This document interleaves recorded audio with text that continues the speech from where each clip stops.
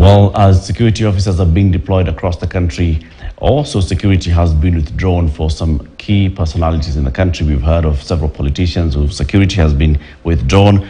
Also coming in this evening is that the security detail to former First Lady Mama Ngina Kenyatta has also been reduced as of 5 p.m. today. Before the first recall, she had a total of 30 officers guarding all her premises, combined with the senior most back then being a chief inspector.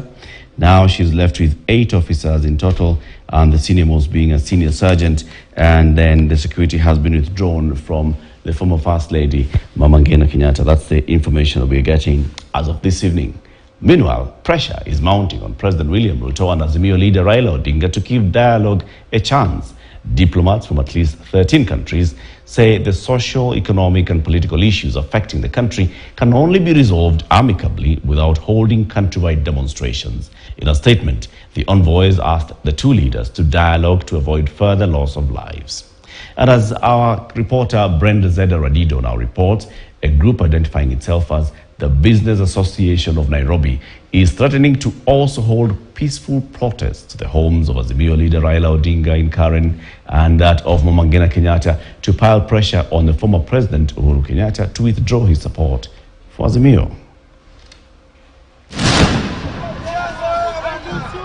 Running battles and lobbing of tear gas canisters to disperse protesters are some of the scenes that played out during the last 2 anti-government protests. A scenario that has left several people dead, many injured, and property running into millions of shillings destroyed. The international community, through their envoys based in Nairobi, have voiced their concern over the demos called by Azimio. The envoys have reached out to opposition leaders ahead of tomorrow's demo. Their mission: dialogue. Because as given the responsibility to be the convener on our side, we'll have to brief them accordingly. It's a briefing business. In their statement, the international community says they are ready to offer support for the warring parties to find a peaceful solution. I've been silent when people are getting killed here. Why would it take someone from Geneva to issue a statement that was issued? People were running away because the bullets were from the back.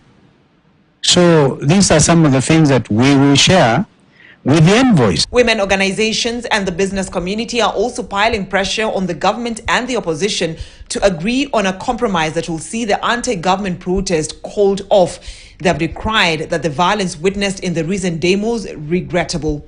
We implore you and His Excellency, the former Prime Minister, to have a talk that will cool down the political temperatures.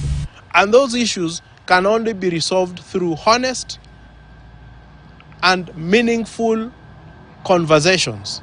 Chuzi wameharibu mali na biashara za Wakenya.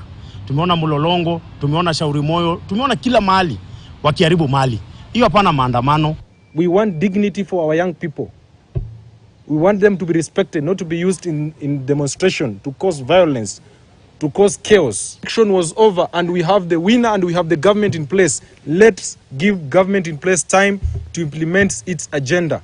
A section of business women have also expressed their fears that the protests will have serious impact on businesses, especially those dealing in perishable goods. Sisi tunafanyanga biashara ya hand to mouth. Kusema tugome siku 3, hatutapata chakula. Ni kuniambia kesho watoto wangu hawatakula. Nauza nyanya. Nyanya ni siku moja, kesho imeanza kumwaga maji. Najiuliza hivi, kama mgomo ni siku 3, hii nyanya nitafanyaje?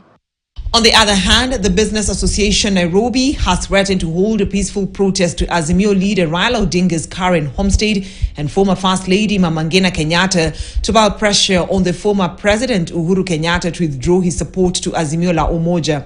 Azimio's third phase of anti-government protest is expected to take place tomorrow until Friday, even as President William Ruto told Kenyans that no demonstrations will be held in the country for the next 3 days.